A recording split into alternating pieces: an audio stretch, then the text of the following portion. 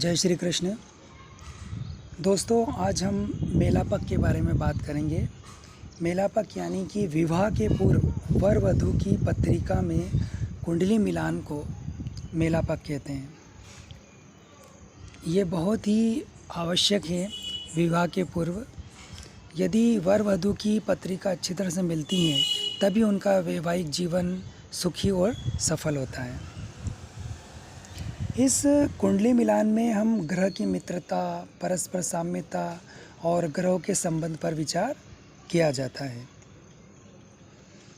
इसे अष्टकूट मिलान भी कहते हैं।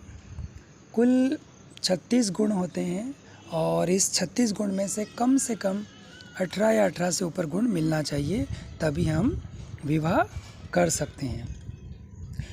इस अष्टकुल मिलान में वर्ण, वश्य, तारा, योनि, ग्रह मैत्री, भकुट और नाड़ी दोष इत्यादि का विचार किया जाता है।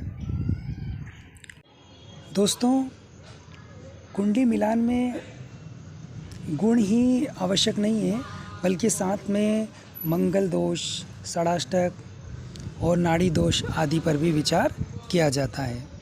प्राय देखने में आता है कि आजकल सभी लोग कंप्यूटर पर, मोबाइल पर वर वधू की जो डिटेल्स है वो डाल लेते हैं और उसी से वो मिलान कर लेते हैं, परंतु कंप्यूटर पर पूर्ण जानकारी उपलब्ध नहीं होती। कंप्यूटर सप्तम भाव, सप्तमेश, उन पर कौन कौन से ग्रह हैं, क्या पाप ग्रह की स्थिति तो नहीं है, यानी और कोई दोष तो नहीं है, उस पर वो विचार नहीं करता है। उसके अंदर सिर्फ ऐसा सॉफ्टवेयर है कि कितने गुण मिले हैं, उसी के आधार पर वो गुण की गणना कर लेता है। इसके लिए आपको किसी विशेष जो अच्छे से ज्योतिष हैं, विद्वान हैं, उनके पास जाकर ही सलाह लेना चाहिए। क्योंकि यदि सप्तम भाव पर यदि कोई पाप ग्रह रहेगा तो वो उसको काउंट नहीं करेगा, वो उसको गिनेगा नहीं और वो बाद में संबंध विच्छेद की या अन्य प्रकार के जो भी हैं उसकी प्रॉब्लम आ सकती है।